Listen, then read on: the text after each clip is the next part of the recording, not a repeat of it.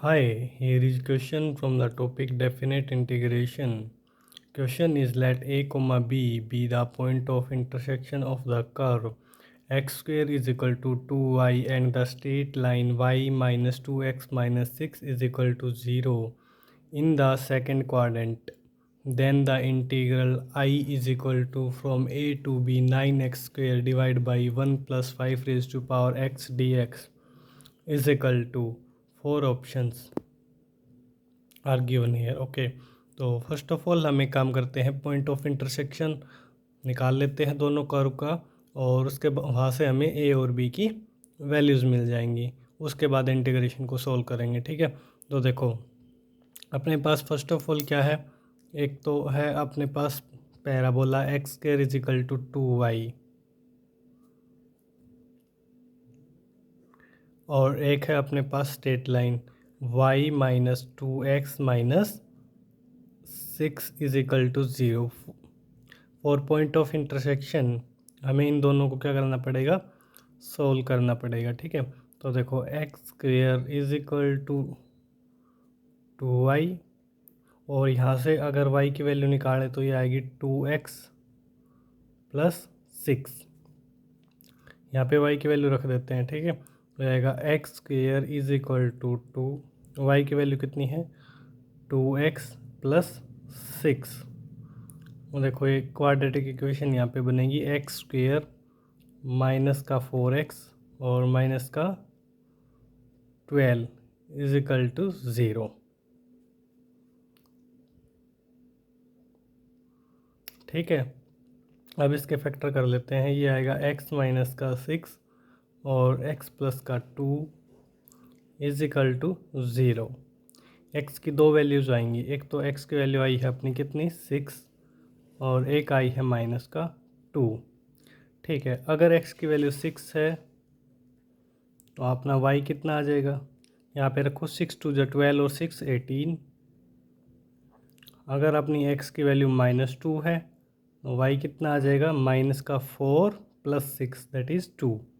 Okay, ये point तो आ गया 6,18 और ये पॉइंट आ गया -2,2। लेकिन क्वेश्चन में देखो कहा है कि जो पॉइंट ऑफ इंटरसेक्शन है वो कहाँ पे है, सेकंड क्वाड्रेंट में है। तो दैट इज़ ये पॉइंट तो हमारा फर्स्ट क्वाड्रेंट में है, तो ये तो पॉसिबल है नहीं, है ना। दैट इज़ हमारा ये पॉइंट है जो कि सेकंड क्वाड्रेंट में है। ठीक है, तो ए की वैल्यू यहाँ से अपनी कितनी आ जाएगी -2 और बी की वैल्यू आ गई 2। ठीक है, अब हमें इंटीग्रेशन देखो क्या निकालना है। इंटीग्रेशन हो जाएगा हमारा -2 से +2 9x स्क्वायर, ओके, और डिवाइड में 1 प्लस 5 की पावर x और dx, राइट। एक काम करते हैं, है ना, यहाँ पे अब हमें किंग्स रूल का हम यूज़ कर लेते हैं। आई थिंक उससे सिंप्लीफाई हो जाएगा, है ना। एक बार करके देखते हैं। ठीक है, यूजिंग किंग्स रूल।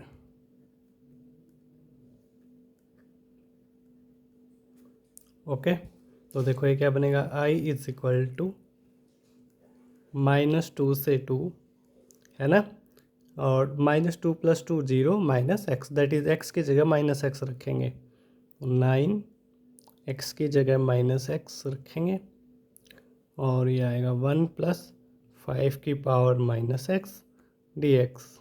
ये इक्वेशन फर्स्ट मान लो।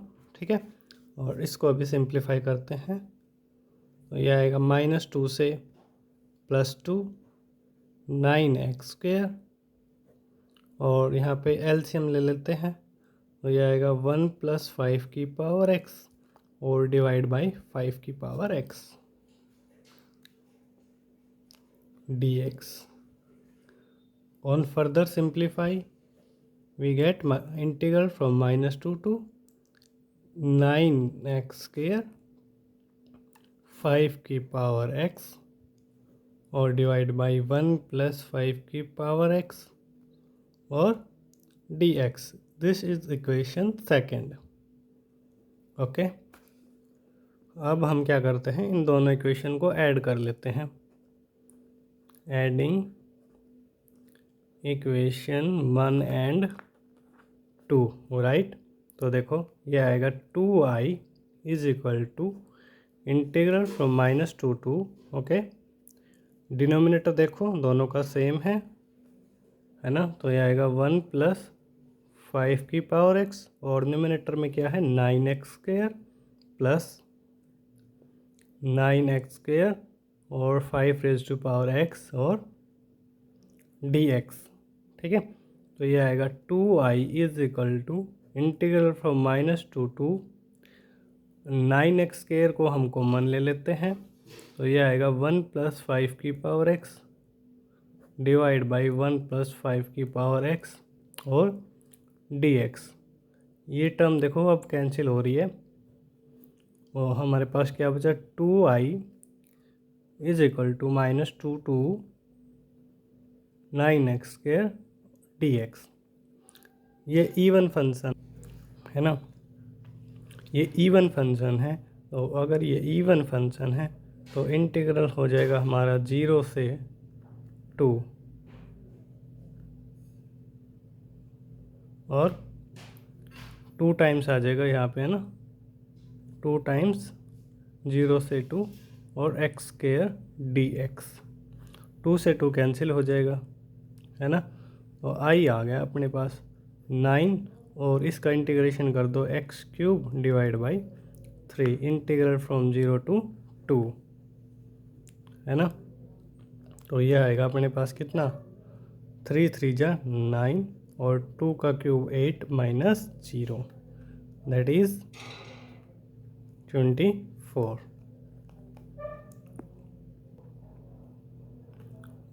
Option C is the right answer.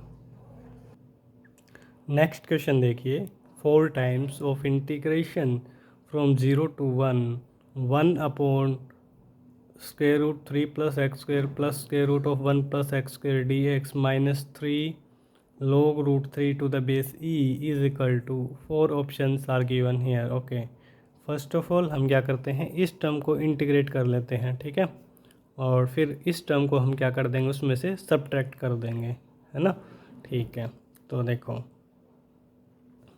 अपने पास दिया हुआ 4 times of integration from 0 to 1 1 divide by √3 + x² plus √1 + x² और dx, ठीक है।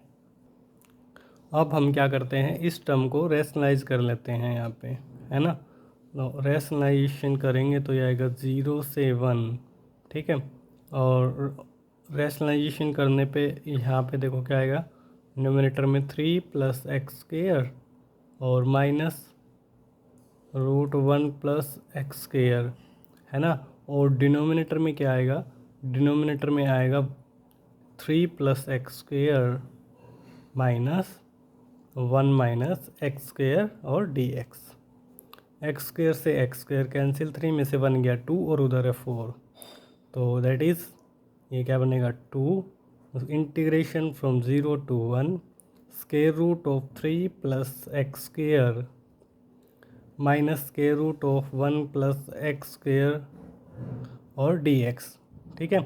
अब इसका इंटीग्रेशन हम जानते हैं, ठीक है, तो देखो ये क्या आ जाएगा x/2 √3 + x² प्लस a² है 3/2 ln modulus x plus √3 + x², ठीक है, ये आ जाएगा। ये तो हमने अभी किसका किया है, फर्स्ट वाले का, ठीक है, माइनस अब सेकंड वाले का इंटीग्रेशन करेंगे x/2 √1 + x² plus a² that is 1 divide by 2 ln modulus x plus √1 + x², ठीक है, ये इसका इंटीग्रेशन होगा, और लिमिट है अपनी 0 से 1, ठीक है, ओके। अब देखो इसको सिंप्लीफाई हम करेंगे, तो यहाँ पे हम अपर लिमिट रखेंगे तो ये आएगा 1/2 है ना, और 3 और 1 4 और 4 दैट इज़ 2, ठीक है, प्लस ये आएगा यहाँ पे 3/2 ln, और यहाँ पे देखो यहाँ पे ये 2 इधर से आएगा और 1 ये मिल के 3,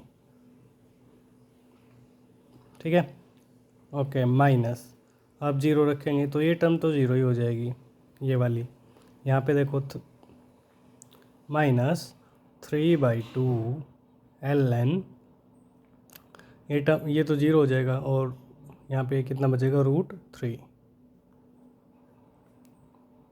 माइनस, अब यहाँ पे देखो ये क्या आएगा 1/2 √2 प्लस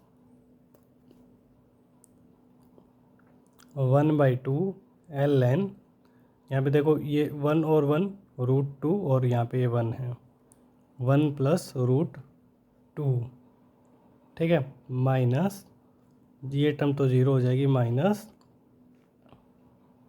1/2 ln, और यहाँ पे देखो ये 0 रखेंगे तो ये तो 0 ही हो जाएगा, और 0 + 1 1 दैट इज़ ln1, तो ये आ जाएगा। अब देखो 2, ये 2 से 2 कैंसिल, ये बच गया 1 + 3/2 ln3 माइनस 3/4 ln3। देखो ये यहाँ पे क्या किया, इस वाली टर्म को देखो, ये क्या है ln3 की पावर 1/2, और ये क्या होती है लॉग की प्रॉपर्टी, ये पावर क्या जाती है आगे, है ना, और 3/2 ऑलरेडी है, 1/2 से मल्टीप्लाई करेंगे 3/4 हो गया, ठीक है। अब देखो माइनस ये कितना आ जाएगा यहाँ पे 1/√2 माइनस 1/2 ln और 1 + √2, ठीक है, और ये टर्म क्या हो जाएगी 0, क्योंकि ln1 क्या होता है 0, ओके, 2 से अंदर मल्टीप्लाई भी कर लो, है ना, तो दैट इज़ ये कितना आ जाएगा 2 + 3 ln3 minus 3/2 ln3 minus √2 minus ln1 + √2, ठीक है। देखो ये अपना है, लेट्स सपोज इसको हमने i मान लिया, ठीक है, तो ये भी फिर अपना क्या हो जाएगा i, है ना, ठीक चीज़।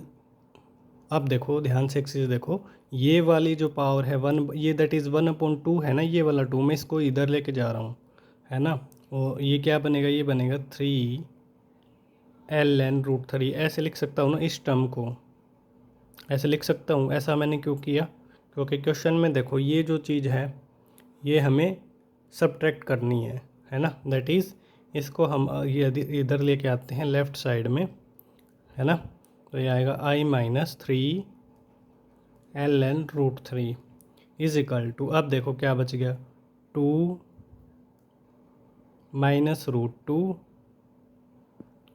है ना, या एक काम करो देखो यहाँ पे है ना, पहले इन दोनों टर्म को सिंप्लीफाई करो, है ना, इसको और इस टर्म को देखो, दोनों को एक साथ सोल्व करो, इसको और इसको, है ना, तो देखो ये है 3/2 और ये है 3, है ना, तो देखो 3 में से 3/2 अगर हम सब्ट्रैक्ट करेंगे तो ये आएगा 2 3 6 -3 दैट इज़ प्लस का 3/2, है ना, और यहाँ पे ये क्या आएगा, इन दोनों को सोल्व करके आता हमारे पास 3/2